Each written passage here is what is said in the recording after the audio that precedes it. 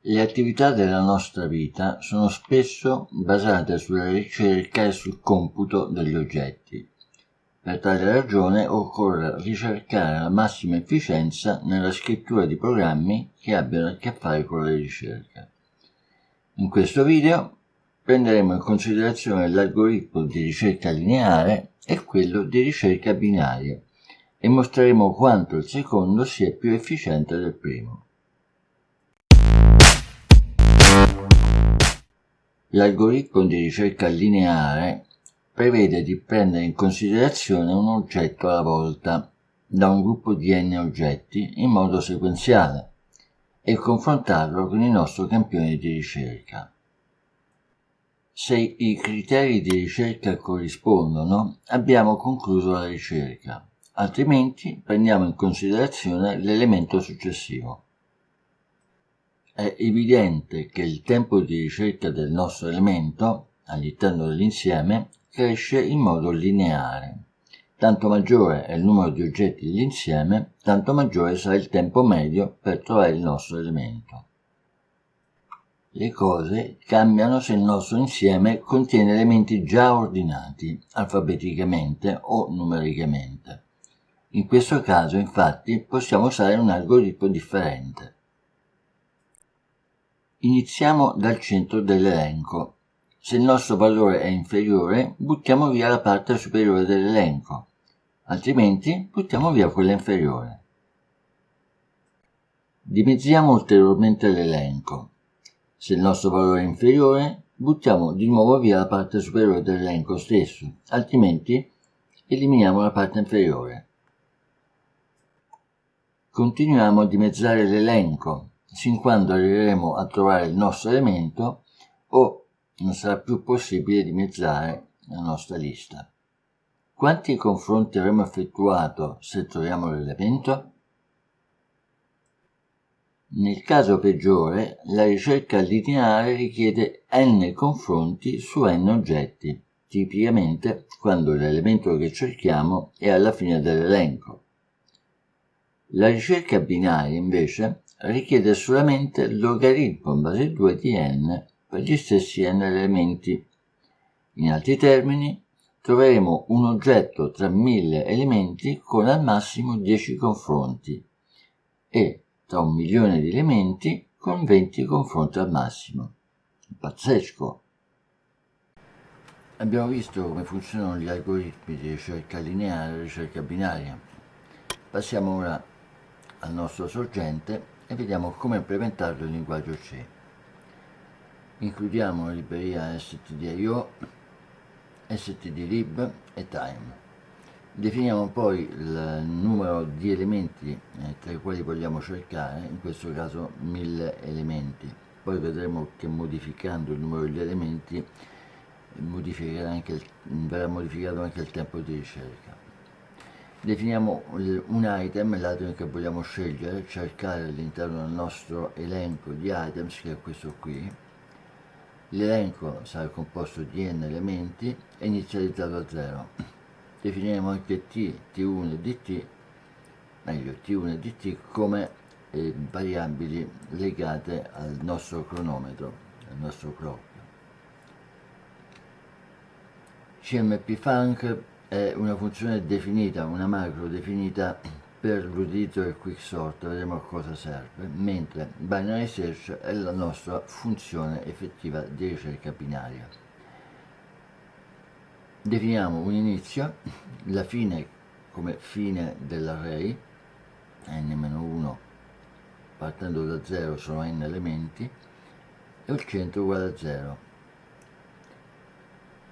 Eseguiamo un loop che continua sin quando start è minore o uguale a end, in questo caso start è 0, end è n-1, definiamo centro come start più end diviso 2, cioè cerchiamo il punto medio del nostro sistema. Se l'elemento è minore dell'array del centro, allora rimpiccioliamo il nostro sistema e anziché andare da start a end va da start a centro-1. Se invece il nostro elemento è maggiore o uguale di array centro, cioè dell'elemento opposto alla posizione centrale, Se l'elemento è maggiore di array centro, allora spostiamo non la parte finale del nostro elenco, ma la parte iniziale e la portiamo in posizione 100+1.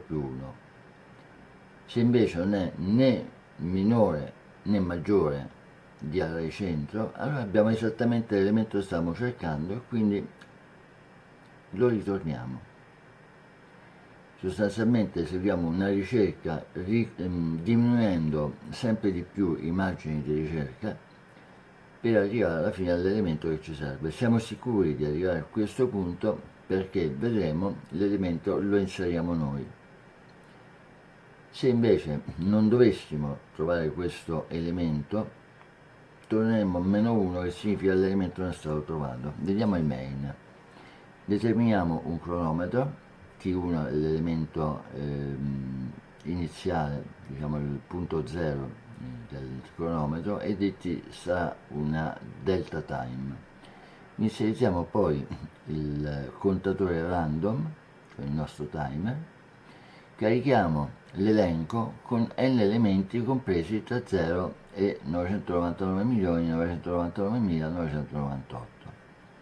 Per int i che va 0 a minore di n, cioè creiamo un intero random modulo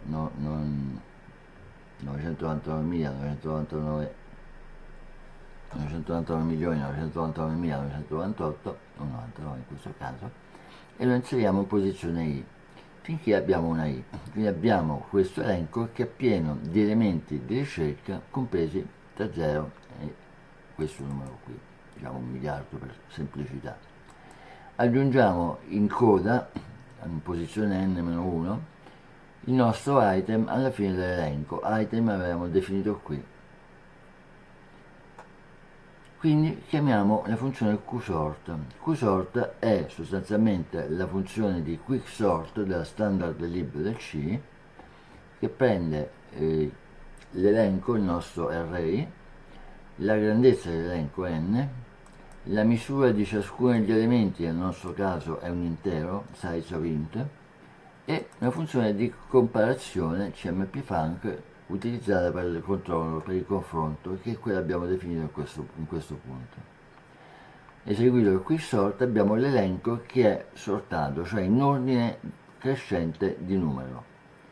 Facciamo partire il nostro cronometro, T1 uguale clock, e eseguiamo la ricerca lineare. Come funziona? Come abbiamo visto, partiamo dall'elemento 0 e continuiamo a cercare all'interno del nostro sistema fin quando l'elemento in posizione iesima è uguale al nostro elemento di ricerca, l'item. A questo punto fermiamo il clock, definiamo un delta t e stampiamo trovato in 6.4 è il formato dei secondi attraverso la ricerca lineare.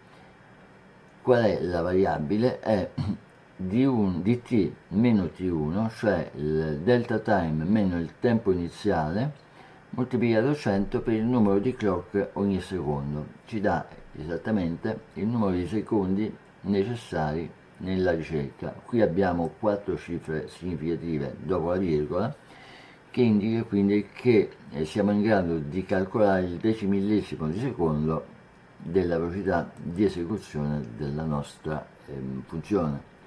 Dopodiché eseguiamo non la ricerca lineare ma la ricerca binaria.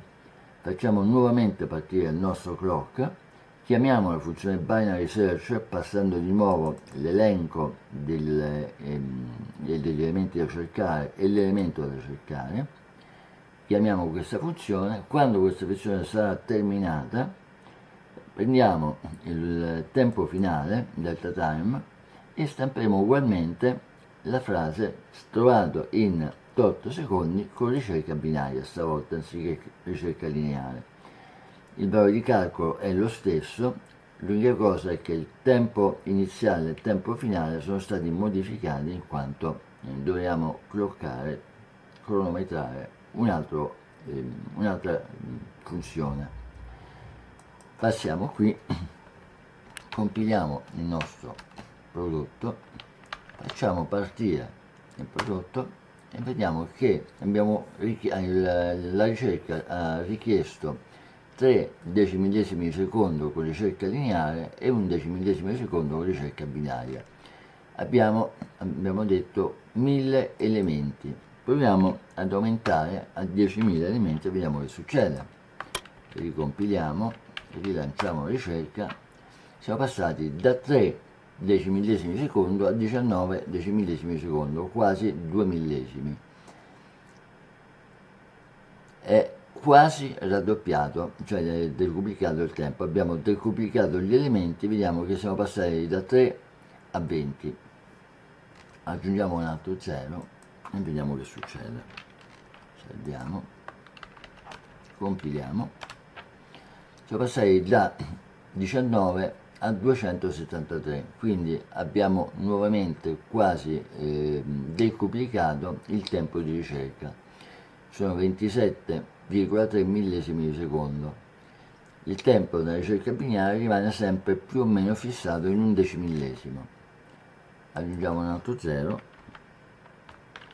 salviamo, come vedete abbiamo aggiunto 4 zeri rispetto all'inizio e ci siamo spostati via via di 4 posizioni verso lo 0. Se aggiungiamo un ulteriore 0 alla ricerca, vediamo che il tempo necessario stavolta sarà 1 secondo e 74, esattamente 10 volte più del precedente.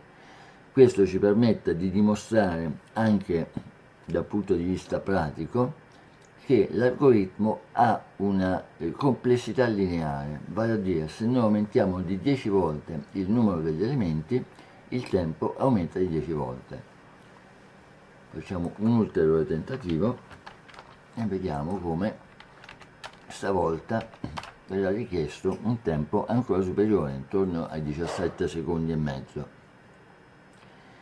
Quello che mi preme mostrare invece è che la ricerca binaria continua a essere dell'ordine di un decimillesimo di secondo, nonostante noi abbiamo un numero di elementi che oramai è molto più alto del momento iniziale. Il tempo non si è praticamente mosso, come vedete quasi 18 secondi. Siamo passati da un decimillesimo a 2 decimillesimi di secondo, moltiplicando il prodotto iniziale 1, 2, 3, 4, 5, 6, 7, 8, inizialmente c'erano 3, quindi abbiamo aumentato di 5 volte la grandezza del numero, moltiplicando per 10 alla 5, il tempo nella ricerca lineare è aumentato di 10 alla 5, il tempo nella ricerca binaria è solo stato raddoppiato.